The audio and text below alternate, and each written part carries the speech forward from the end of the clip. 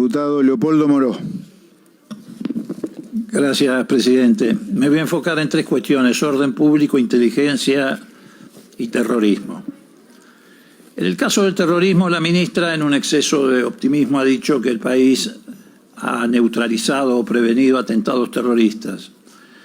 La verdad que yo lo que conozco hasta aquí, la opinión pública también, es anuncios fallidos en esta materia, que son de una gravedad inusitada, porque cuando uno anuncia la supuesta existencia de grupos o posibilidades de actos terroristas y esto después se frustra porque es nada más que un anuncio para la tribuna, esto genera, por un lado, incertidumbre para las inversiones en el país y, por el otro lado, la desconfianza de otros organismos de inteligencia que, frente a la reiterada utilización electoral de este tipo de anuncios, empiezan a retasear información seria que efectivamente puede poner en riesgo al país.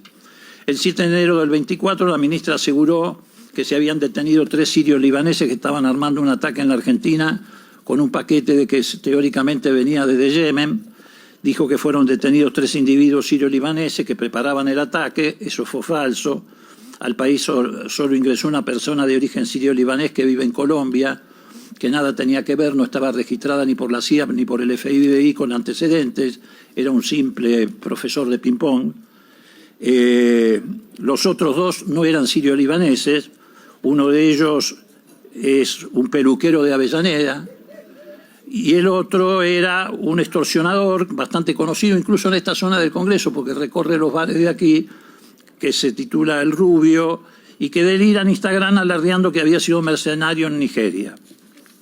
Bueno, esta denuncia, por supuesto, fue desestimada. También el 6 de septiembre del 24, cuando se produjo el atentado de la carta bomba o de la carta incendiaria al titular de la Sociedad Rural Argentina, hecho que todos repudiamos, la ministra en Mendoza dijo que podían ser grupos extremistas, anarquistas y veganos.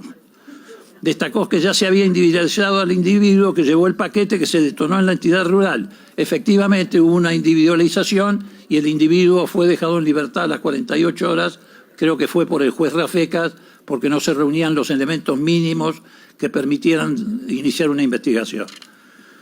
También últimamente, el 30 de septiembre, la ministra informó que se habían detenido financistas de Hezbollah, creo que en la provincia de Córdoba, pero la fiscal que ordenó los allanamientos desmintió esto, que era una fake news, más allá de que hubiera efectivamente una investigación, pero desmintió que hubiera detenciones y la verdad que no se sabe dónde está ese trámite rutinario. Lo que no informó nunca la ministra, ya saliendo del plano de estos anuncios fallidos sobre supuestos atentados inexistentes o riesgos en esa materia, es lo que hizo sobre una investigación que sí hace falta llevar adelante, que es la que sufrió como víctima una chica de 10 años que fue gaseada en una movilización aquí en el Congreso. El periodista Feynman y otros periodistas denunciaron que el jefe de la Policía Federal, no sabemos si con la quiescencia de la ministra, hizo circular un video trucho para quitar responsabilidad a la fuerza de seguridad en esta materia. En ese momento, seguramente sorprendida por esta circunstancia, la ministra dijo que se iba a hacer una investigación y un sumario. No sabemos si se hizo un sumario. Lo que sí sabemos es que el responsable de ese operativo volvió a aparecer en las inmediaciones del Congreso como responsable de nuevos operativos. El que dio la orden de avanzar sobre esta pequeña y gasearla sigue actuando en la Policía Federal en las mismas funciones y en el mismo territorio. Sería importante que la ministra nos diga qué hizo sobre esa denuncia del periodista Feynman y de varios periodistas que dijeron que habían recibido este video trucho por parte de la Policía Federal Argentina. 4 minutos, diputado. No se ponga nervioso, presidente. Ningún nervio, diputado. Simplemente le repito lo que yo dije a todos los diputados. Después, en materia de recursos, no me encime que estoy hablando. En materia de recursos. Sí, hablando nomás como loro, diga. En materia de recursos de inteligencia que han sido omitidos en el informe del presupuesto del Ministerio, hay que decir, en primer lugar, que respecto al presupuesto en curso, existente, o inicial, perdón, respecto a esto, la CIDE, y menciono la CIDE porque la CIDE a partir de las nuevas normativas va a tener también influencia en el flujo de fondos que se envía al Ministerio de Seguridad para operaciones de inteligencia, hizo crecer ese presupuesto de 15.000 millones de pesos a 197.000 millones de pesos. Reaparece el DNU que este Congreso rechazó, reaparece ahora en el presupuesto, vuelven los 100.000 millones en el presupuesto. Y esto significa un aumento del 1.167% en materia de recursos para finalidad de inteligencia. No la inteligencia que se produce en las universidades, sino la inteligencia que está destinada a perseguir argentinos y a espiarlos.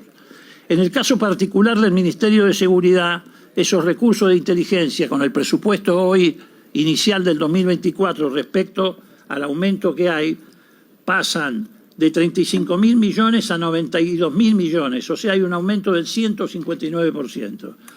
En el total de los presupuestos de finalidad de inteligencia, que incluyen Policía Federal, Prefectura, etcétera, etcétera, se pasa de un presupuesto inicial de 66.000 en el 2024 a 354.000 millones de pesos. Para esto sobra plata en la Argentina, para esto no hay preocupación por el equilibrio fiscal. La preocupación por el equilibrio fiscal se la hacen caer en las espaldas de los estudiantes, pero para esto no hay preocupación por el equilibrio fiscal. Y además hay que preguntar por último, y con esto termino esta primera ronda de preguntas, acerca de la aparición de personajes muy extraños, como los que han aparecido en las últimas horas en los alrededores del Congreso o en facultades de este país. Algunos de ellos hasta confesando que colaboran voluntariamente con las fuerzas de seguridad. Concretamente con la Policía Federal, dijo uno de ellos en una entrevista televisiva. Yo quiero saber si esto es motivo de investigación, porque efectivamente el que ha dicho eso es un infiltrado. Finalmente ha quedado en claro que son infiltradas estas manifestaciones. Y me parece muy importante que esto quede esclarecido en función de muchas circunstancias. Un señor Iván Matías Chang. Y por último, me acabo de enterar aquí que ha sido restablecido el servicio de inteligencia de Servicio Penitenciario Federal, que efectivamente había sido eliminado. Y esto no ha sido comunicado a la Comisión Bicameral de Seguimiento de los Organismos de Inteligencia, es decir, está fuera del radar de este Congreso el control del Servicio de Inteligencia del Servicio Penitenciario Federal, que está denunciado por los episodios del 12 de junio en nuestra comisión, en el juzgado que le delegó al fiscal Picardi, en la comisión o en el Comité de Prevención de la Tortura, de haber practicado apremios ilegales en esa noche del 12 de junio y haber interrogado a los detenidos violando la ley de inteligencia sobre su pertenencia a organizaciones políticas. Quiero saber si efectivamente esto que dijo la ministra se corrobora. ¿Se ha restablecido el servicio de inteligencia del Servicio Penitenciario Federal?